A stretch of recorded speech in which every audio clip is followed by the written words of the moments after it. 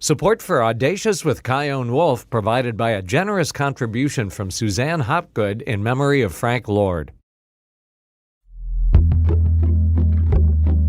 From Connecticut Public Radio in Hartford, this is Audacious. I'm Chion Wolf.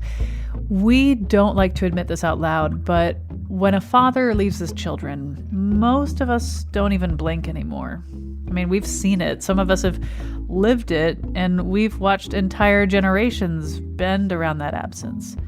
And the statistics echo that familiarity. In 2022, the Census Bureau reported that over a quarter of American children lived with one parent only, overwhelmingly their mother. And so many factors go into it: divorce, illness, poverty, lack of education, mental health conditions, and just plain old life and how things go. So hearing about a dad who's gone, it just doesn't shock us anymore.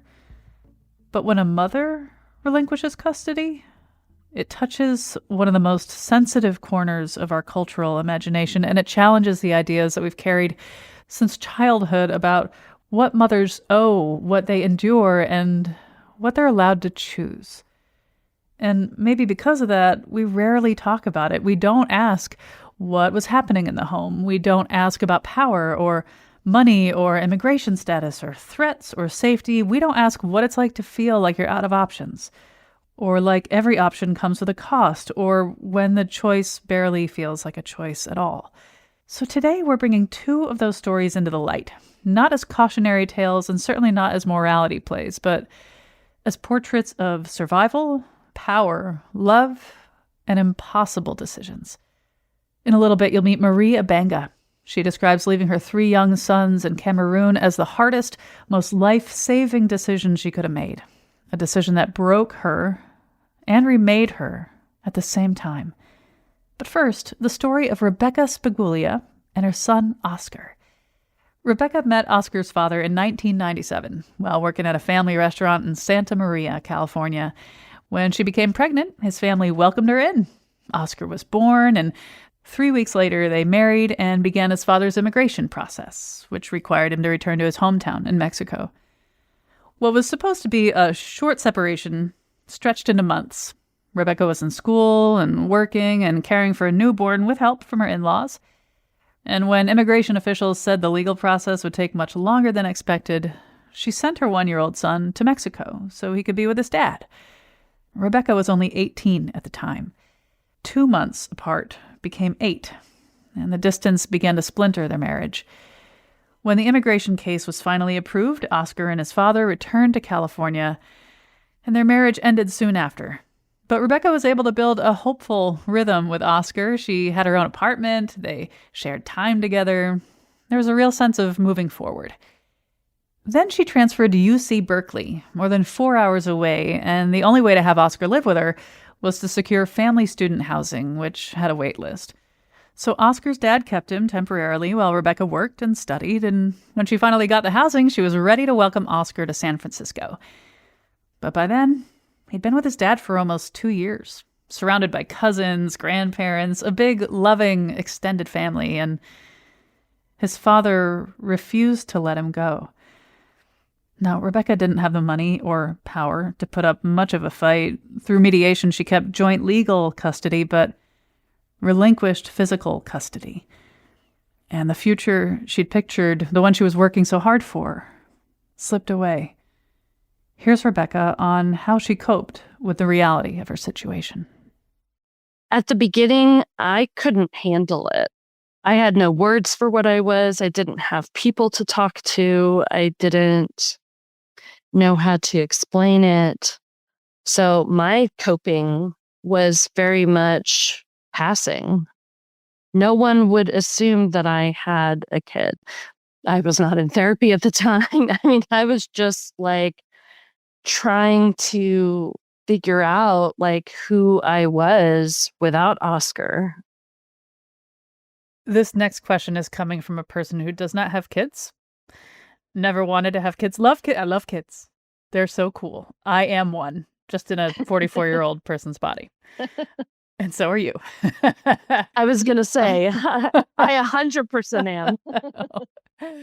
I wonder if there was any part of you, and I mean just a sliver, that was in some way excited about not having custody of Oscar? Or maybe the word isn't excited, maybe relieved, and if that's not the word, interested in what the world could be like, the possibilities that you have as somebody who is not obligated to be in their child's life.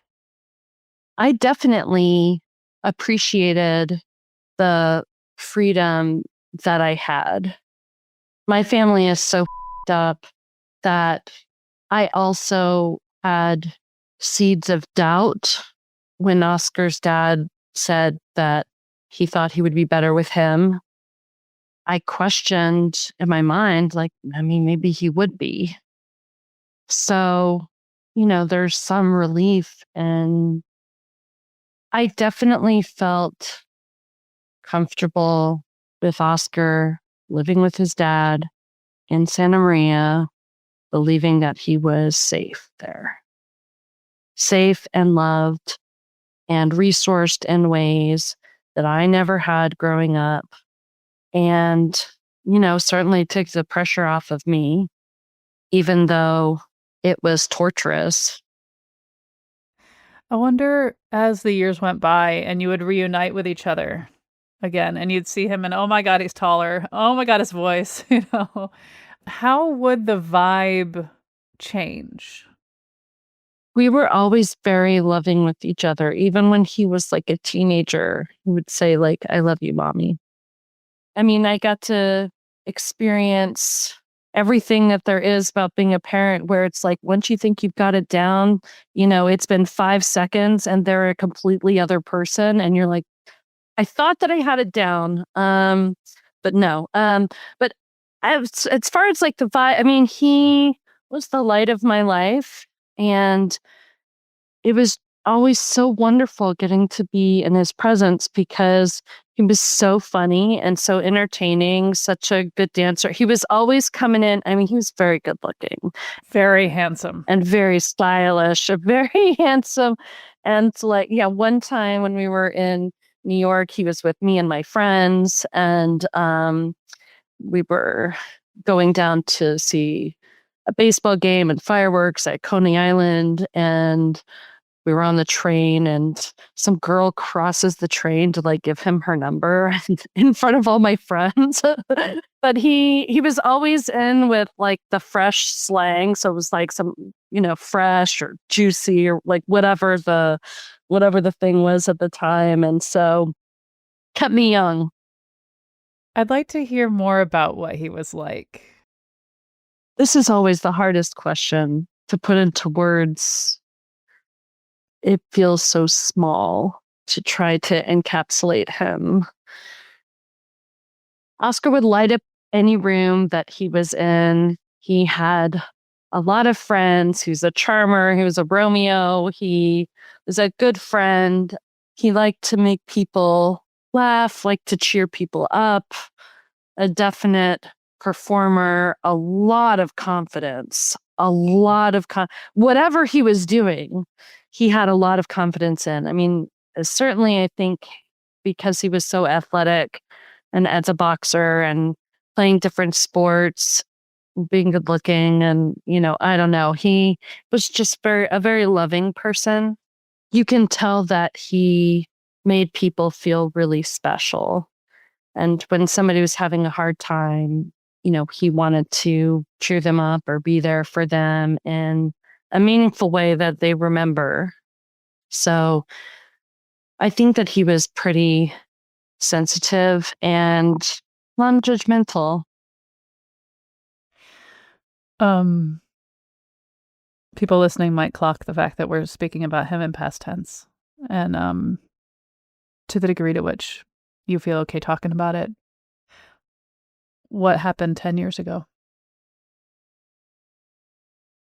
10 years ago, I received a call that Oscar had been killed. He had been shot multiple times, and it was really shocking. Santa Maria, California is not a town where people were getting killed Yeah, it was really shocking. He was 17 years old, and at the time I was on sabbatical from work with my partner in Nova Scotia, working on a book about the grief of being a non-custodial mom. And the irony that I was just then trying to process the grief of what it had been like to parent him long distance and to lose him in so many ways, big and small, like over the years. And then to get this news that he was gone forever. A year later, MS-13 was indicted for killing not only Oscar, but 9 other people in this community. MS-13 is a transnational gang that was started in Los Angeles with migrants from El Salvador, and they have a reputation for being notoriously violent. And so I had never heard of MS-13 before, and it was just incomprehensible at the time. You put your finger on this a bit, but here you are coming to grips with parenting from a distance and relinquishing custody and that grief and that dynamic. And now you are, for the rest of your life, separated from him in a physical sense. First of all, I'm so sorry for your loss. And having had 10 years to sit with this reality, I wonder, how did losing him physically affect your feelings as his mother? Such a great question. There's language around grief and bereavement that I don't think there is for loss of custody, missing your kids through quote unquote more normal circumstances.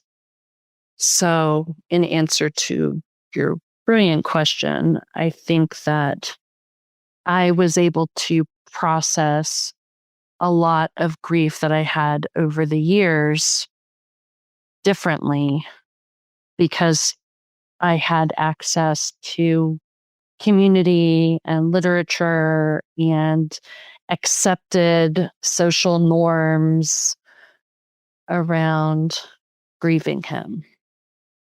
Nobody's expecting me to get over it, ever.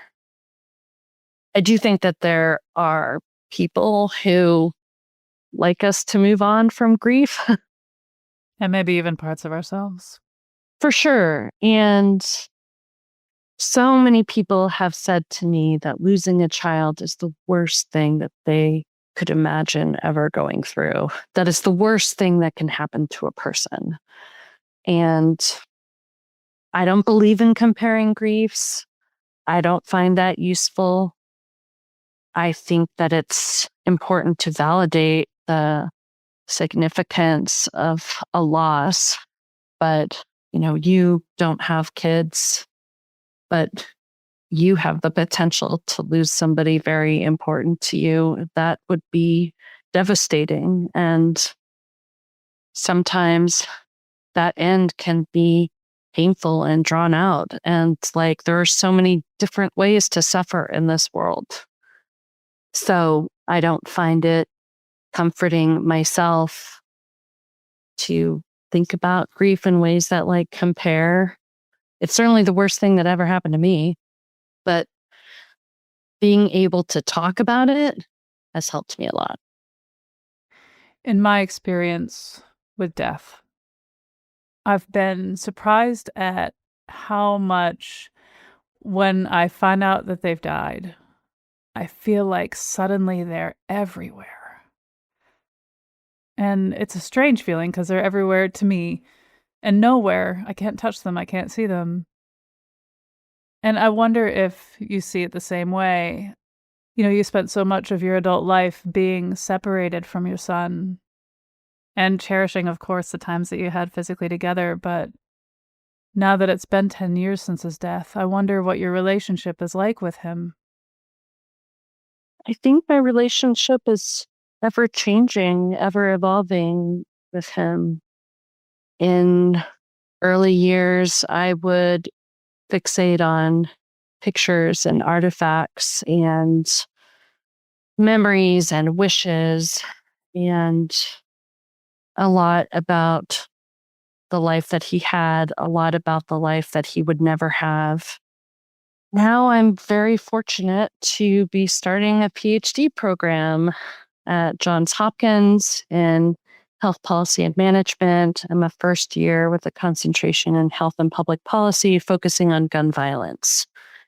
And I'm so grateful to have this opportunity and this outlet. It's momentous on the 10-year anniversary of his death to have a way to honor him and channel the energy that I have, both the energy that I have in loving him, but also in caring about other kids his age and wanting to protect people, like my maternal parental instinct. So I have a really good friend in California. Her name's Esmeralda. She's from Oaxaca, indigenous woman with really big heart, and she would always be telling me to talk to him. And people have said that over the years, that I should write him letters, and people know that I'm a writer. And way too soon after he died, people were telling me, you should write. And I'm just like, I could not make a bulleted list right now if you paid me to. Like, it took me a couple of years before I could write about anything related to him. But last year I wrote maybe my first letter to him. I mean, trying to open that connection is just like so painful and so hard. It requires a lot of self-compassion and patience to open that door. But at the beginning of this year, I started a journal where I was like, to him. It's been pretty cool to see how that practice has changed me, because I'm like talking to him about myself and my everyday experiences and wondering like what he would think about this or that, sharing things that I'm like, would I be sharing this with you if you were alive? I don't know. You'd be 27 today. I think you'd be old enough to like hear it. Maybe I'd be even more direct. Doing the work that you're doing now, this PhD program, in some ways sounds like you giving back in any way you can and understanding even more if possible, and having some sort of positive influence on something that was so devastating in your life. So it makes sense. Not that it has to make sense to me, but I also wonder, are there parts of you as you get into this PhD program that wonders if you're kind of playing with fire a little bit, just in terms of getting really close to the pain? 100%. Yeah. I'm very aware that working on gun violence is something that will impact me deeply. I attended the murder trials, and during this time, I had moved back to California in order to attend the trials, and I became the executive director of a small organization that was working with Latinx and Indigenous students in Santa Maria, high school students who were struggling academically. We were also doing anti-violence advocacy work. And even if all gun violence ended today, there's still so much healing and recovery, and the ripple effects of those deaths will impact families for many years to come. So I know from the experience of being an executive director, working on these issues, talking about Oscar actively all the time in community while attending these murder trials. Like, I'll say that I've been through fire. So I know that this PhD program working on gun violence will bring up feelings that I have to work through, and I need to prioritize my well-being while I do it. It's hard to imagine that anything could even come close to that experience. So I think that I'll be okay, but I am conscious of it. That was Rebekah Spicuglia. When we get back, Rebekah widens the lens. Custody is about power and all of the systems of oppression and interpersonal bias and various issues that we're dealing with as a country. It directly impacts family court and personal decisions about what we want for ourselves, what we think is best for the kids. I'm Chion Wolf. This is Audacious. Stay with me.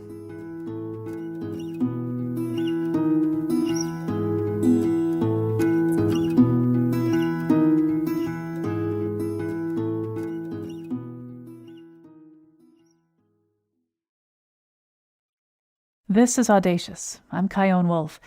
When a mother doesn't live with her children, people often assume they know the story. They imagine distance means detachment, selfishness, or lack of effort. But when you listen closely to the lives of many women who've lived this, almost nothing about their experiences fits these assumptions. Later in the show, you'll meet Abanga, who faced a difficult situation in Cameroon. She left her 3 sons in order to stay alive. And now she uses her voice to dismantle the shame that follows women like her. Rebekah Spicuglia spent years mothering her son Oscar from a distance that she never wanted. Facing pressure from Oscar's father, she says the only way he'd let her see him is if she relinquished physical custody. But on July 28th, 2015, when Oscar was just 17, he was murdered in his hometown of Santa Maria, California, shot to death by members of MS-13, a notorious international gang. But Rebekah hasn't stopped being Oscar's mother. You'll hear how she's taken trauma and turned it into purpose, studying gun violence, family separation, and the systems that shaped both her life and her son's. There must be people who are listening to this conversation because they are a mother who has relinquished custody of their child, or because, for whatever reason, they had to step away from being a big part of their child's life, and they're grappling with what that means for their life, for their child's life. They've got a lot of questions and a ton of feelings. And I know that you've seen one parent relinquish custody, you've seen one parent relinquish custody, and you can only speak for yourself. But when you think about the people who are listening to this, I wonder what you wish they knew that maybe they don't about the situation they're in. First of all, this happens every day. The idea that custody, first of all, is a one and done thing is ridiculous. Like, life is long and circumstances change, parents change, kids change. And although people don't talk about it, there are plenty of moms who don't live with their kids. And that fact in and of itself is not something to be ashamed of. Also, custody is about power and all of the systems of oppression and interpersonal bias and various issues that we're dealing with as a country. It directly impacts family court and personal decisions about what we want for ourselves, what we think is best for the kids. So there's a lot of women who give up custody because there's been abuse and they have to get out in some way, and they do what they can and they're not able to take the kids with them. When I first moved to San Francisco, one of my housemates was a trans woman who lost custody of her kids and was blocked from seeing them when she transitioned. That was 20 plus years ago. And so when you look at like transphobia, homophobia, institutional racism, the way that we treat parents in poverty, parents with mental illness, who aren't able to provide or maybe even like take care of themselves, then you have mass incarceration, mass deportation. I mean, parents are being separated from their children left and right. When I worked at Race Forward back in 2011, we put out a report called Shattered Families. It was the first report of its kind to produce national data on how many kids were ending up in foster care because their parents had been detained or deported. And that was under President Obama. And like one of the things that, our investigators found happen, a woman might call the police for a domestic violence situation and she could be taken and her kids put in foster care. We know about the routine traffic stops, and now we're in a completely other world now where things have like escalated to points that are just unfathomable. But I do think it's important to recognize that parents are separated from their kids every single day, parents of all genders, for different reasons. Sometimes it's preventable. Sometimes it's not. Sometimes it should be happening that, the child needs to be protected from the parent in some ways.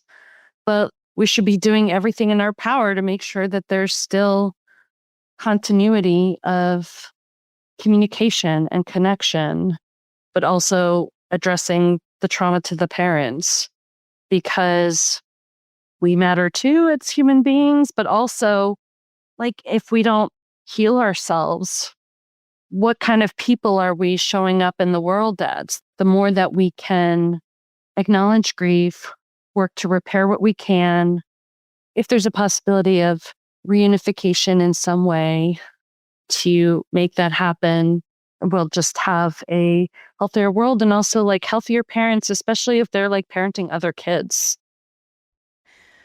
How are you doing now? I mean, obviously you're starting this PhD program, so you're a lot of things, but these days, if you were to take a snapshot of your heart, how is your heart? I feel very hopeful. I feel very blessed. I would not be who I am today without the various communities that I'm a part of, and showing up for other people in grief, being willing to see and hear hard stuff with love and compassion. Well, is there anything else that you want to make sure you say before we go? You asked me if in losing custody was some part of me relieved. And thinking about his death, there's a parallel feeling to that, which is not relief like in a good way, in any way, shape, or form. But while he was alive, I was deeply distressed and concerned for his well-being all the time, and trying to think about, when's the next time am I going to see him? How am I going to do this? It was really, really, really hard in every way, parenting long distance, parenting at all. And when he died, some part of me died too, died to all of that striving, that pretense at control of anything. But all of a sudden, I didn't give a about a lot of stuff that I really had before. And a lot of that stuff, as it turns out, was social niceties, acting okay when you're not, pretending at one thing when it's the last thing you want to do, relationships that were not authentic. I was released from a certain kind of life. And I don't think that you need to lose somebody or go through a traumatic experience like that to get to this point. And I would give anything for Oscar to still be here. And I have thought about what I would want for Oscar were he still alive today. And I'd want him to be free. I'd want him to feel free to be his full, beautiful self, like whatever he was. I would want him to see me as my full, beautiful self, however I am. And I think that while I have lost people along the way who just were not up for the journey with me, and that's okay, I have gained so many more people in deep, beautiful connection because I am evermore my open, authentic self. Like I have talked publicly about things that I didn't talk so publicly about before. Like I had an abortion in college, like I'm bi and queer and poly, and I'm now living my best life and I'm not scared of what people think of me. I'm really not scared of much at all. And I thank Oscar for that. Well, Rebekah Spicuglia, thank you so much for talking with me. This was awesome. Thank you. After the break, meet Marie, a mother who knows the pain that comes after extremely difficult decisions. When a woman tells me that she had to leave her children, I just want to hug her and say, I feel you. I'm Chion Wolf. This is Audacious. Stay tuned.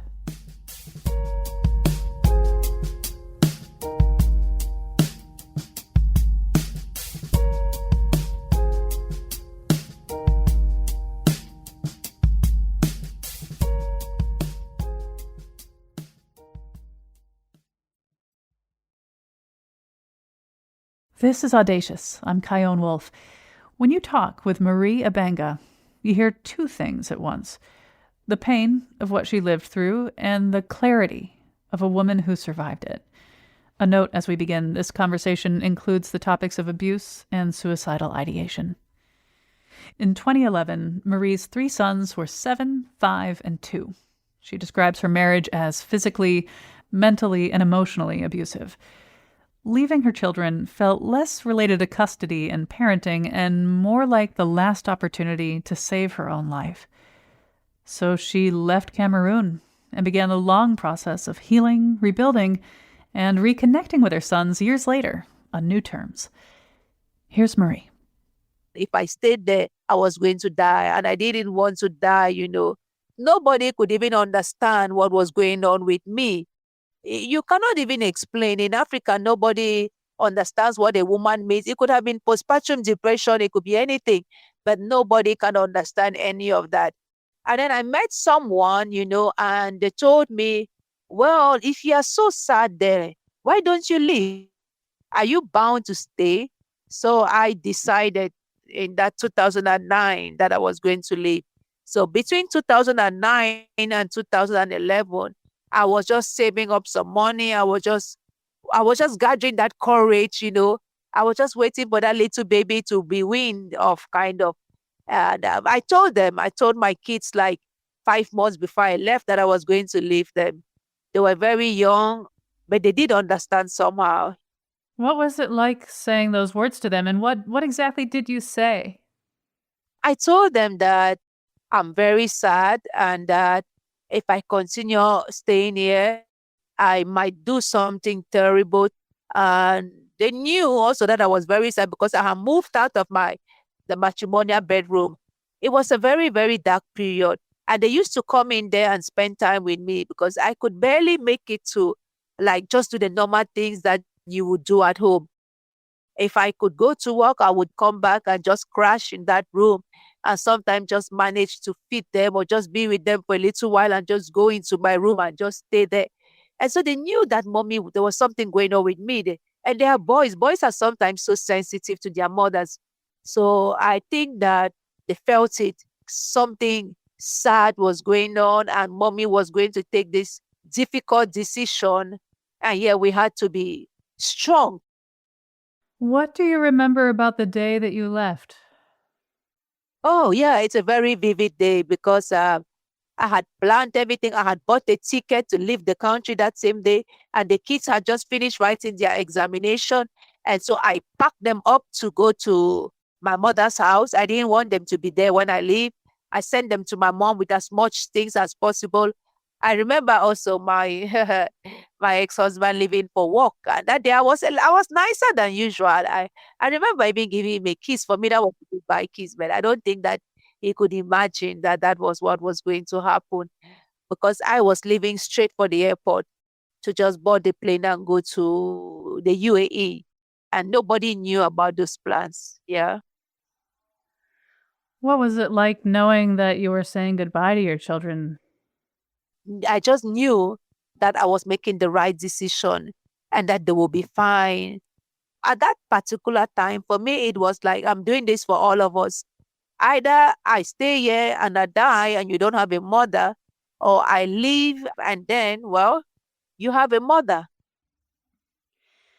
I am not a mother, so I cannot say firsthand that I know what it's like. But I'm an aunt and I'm a human. And I understand that being a mother is all encompassing, and having three young children around you all day is a lot. So, what was it like when you were suddenly all by yourself?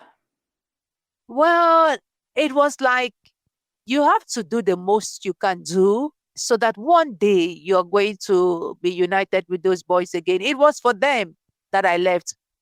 I just thought that I didn't have any use in this world anymore. Like I was done. I just wanted out. But because of those boys and given that they were young, I told myself, no, if you have not been able to take your life, it means that you still have to be strong for them. You have to live for them. You have to fight for them.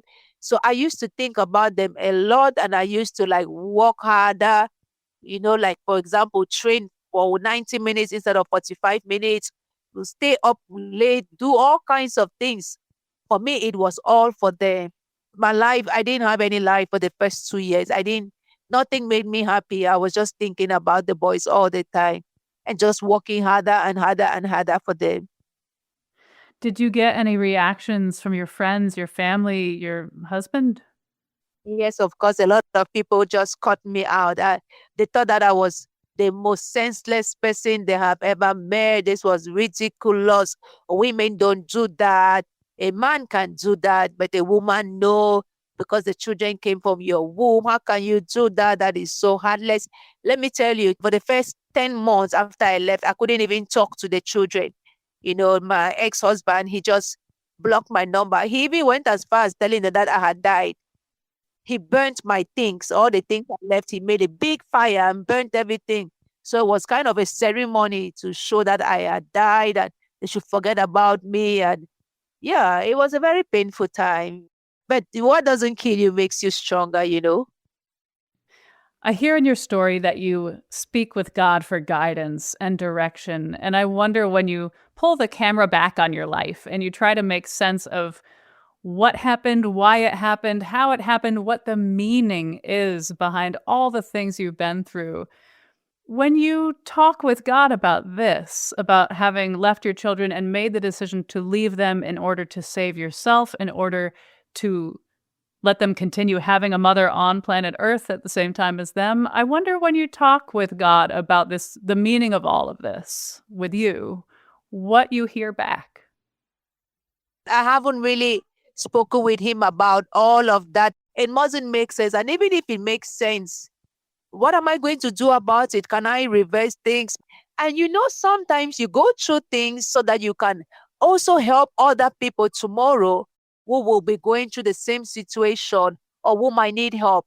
The best way to understand something or to feel some pain is to go through it. Sadly, that's true. I can tell somebody now, I know what it feels to have post-traumatic stress disorder. I can say all of those things because I have been through all of those things. So for me, looking at it from all points, it's building my capacity as a woman who can empathize, who can help other women. Women go through a lot in my society. You don't know who to confide in. You don't know who can actually help you out. But if you know that someone has those kind of experiences, yeah, women don't stigmatize women in my society for these kind of things anymore, because we now know that we all go through a lot of things. And so there's no point in stigmatizing another woman. Yeah, the men have lost that battle trying to get women to stigmatize other women. Things can really be tough. Things can really be tough. And sometimes you have to do what you have to do. So I think, to be honest, leaving those children was the best thing I could do for all of us. Yeah. Will you talk about what things are like right now with your children and your relationship with them? Yeah. I mean, oh my God. They are all grown, and I mean, two of them are adults already, and one of them is an adolescent, and we are close. We are really close. I was away for just 4 years. I'll call it just, because some people have been away for longer. And when I came back, it took us like a year to build things back up. And then I found my own place, and I made sure that they were involved in the choice of the apartment and everything. So we started our lives together. And what I said to myself was, this is your do-over. And so you have to be the best you can be, and be as available as possible, and give up a lot of things so as to be available for them. So we had roundtables, discussions a lot, like every other week.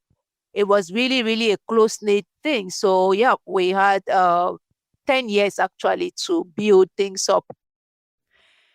I want to know why you felt it was important to be so open about this. Yeah, because a lot of things people go through, they don't talk about it. And they don't talk about it, they suffer in silence. And I decided I was not going to suffer in silence. When you hear from other women who've made similar decisions, what kind of similarities do you notice?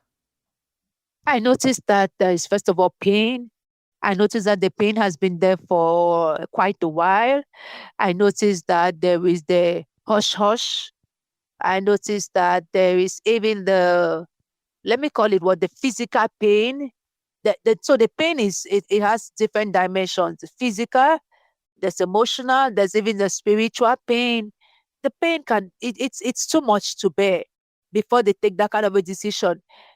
For me, it's like, to be honest, a last resort, that kind of a decision to leave your children. It's like cutting yourself up and leaving one part here and going with half, because the children are part of you, and they came from your womb. The truth is that the bond is different. You bonded with them for 9 months. The father didn't have that opportunity. So for you to take that decision to leave them, audacity is the only word I can muster. So when a woman tells me that she had to leave her children, I just want to hug her. That's all. I don't think of any other thing other than to just hug her and say, I feel you. I wonder if, because you sound like a very compassionate person, and I can't help but think about when men leave their children, we have this idea that it is emotionally shallow, that maybe they don't feel the depths of despair and sadness that a woman leaving her children might feel. And I wonder if there's ever a part of you that, when you think about men abandoning their children, maybe has some more compassion for them too? Or do you feel like it is different because they didn't carry the children inside them? To be honest with you, I feel it is different. Yet, I also feel that they go through their own process. And honestly, I'm just going to be biased. I'm a woman, right? And I think that for them to take the decision is much easier. Because I tell you, I took that decision in 2009, but I left 2 years later. I don't think, I'm a psychotherapist. I've spoken with men who have taken all kinds of decisions. Sometimes the process doesn't even take 6 months. Sometimes even one the wife lives in, before 6 months, there's a replacement. Even when she dies, it is completely different, especially in my society. So I can't even put us on the same scale. Is there anything that you would have done differently? No. I don't think I would have done anything differently because I didn't know better. And I didn't know how to ask for help because my society, maybe today people speak out more, but back in 2011, people didn't talk. To find people who talk about these kind of experiences, there are not many. What do you mean by postpartum depression? What do you mean by just bottle? Oh, you're a woman of faith. Pray. Pray until something happens. And sometimes it's like, no, no, no, no, no, you're not a woman of faith. You cannot talk about that. So I don't think I would have done things differently. I should be even thinking about it because it would mean like I regret something. No, I don't. I wonder if you could go back in time and speak to yourself on that first day without your children and tell yourself some sort of message. What would be that message? Yeah. Oh my God. Yeah, Marie, you don't need to cry all of those tears. You'll be okay. So just come on, be strong for them.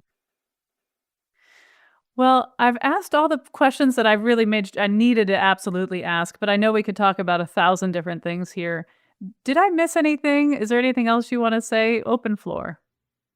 I just want to say that sometimes, people think about what people will say, how people will react, what will, and what if.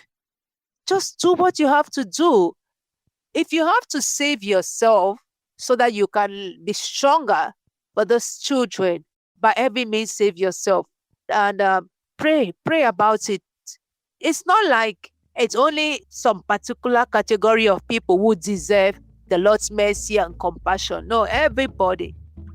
My earnest prayer is that someone listens to this and doesn't give up on life. Well, Marie Abanga, thank you so much for talking with me. You're welcome. God bless you. When I Say Audacious is lovingly produced by Jessica Severin de Martinez, it's true.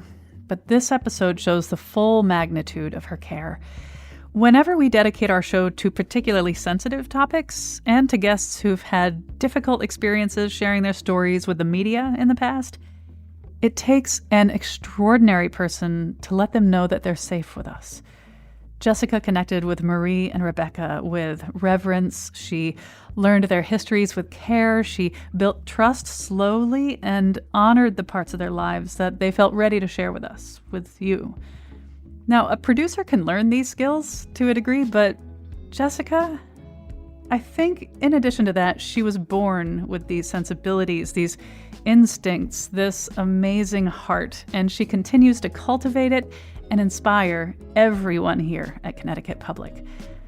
So Jessica, who did not know I was going to include this in the credits, thank you for the extraordinary, loving work you've been doing on Audacious for all these years, for the steadiness of your ethics, for the gentleness you bring to preparing and reviewing every conversation. I admire you deeply, and I am so proud to be your teammate and your friend. That love circles all the way around to the other heartful members of our small and mighty team, Meg Fitzgerald and Robin Doyon-Aitken, who are totally nodding their head in agreement about Jessica right now. You can find all of our conversations at ctpublic.org/audacious, and please subscribe wherever you get your podcasts. Stay in touch with me on the socials at Chion Wolf, and you can always send an email to audacious@ctpublic.org. Peace.